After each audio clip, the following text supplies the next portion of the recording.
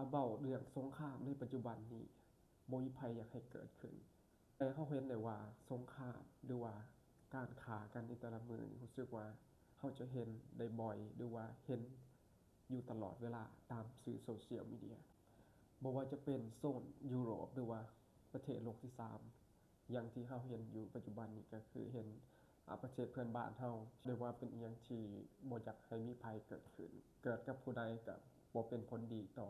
ผู้นั้นแน่นอนว่าเมื่อเกิดสงครามเรื่องของเศรษฐกิจก็ต้องตามมาแล้วเขาจะรับมือแบบใดเกี่ยวกับสงครามหรือว่าเศรษฐกิจที่กำลังที่จะเปลี่ยนแปลงและแน่นอนล่ะเราต้องทำความเข้าใจต่อสถานการณ์ในช่วงนี้เรื่องของเศรษฐกิจบ้านเมืองแน่นอนว่าเราต้องเบิ่งข่าวที่น่าเชื่อถือได้แล้วต้องรับมือแบบใดและก็คอยแก้ไขไปเทื่อละขั้นอย่างมีสติไปนำกันทุกคนล้วนแล้วแต่มีหน้าที่รับผิดชอบเป็นของตัวเองบ่ว่าจะเป็นความรับผิดชอบต่อสังคมต่อครอบครัวหรือว่าต่อคนที่เรารักหนึ่งมาเราต้องให้กำลังใจซึ่งกันและกันเพื่อให้ทุกคนผ่านพ้นสิ่งที่ยากลำบาก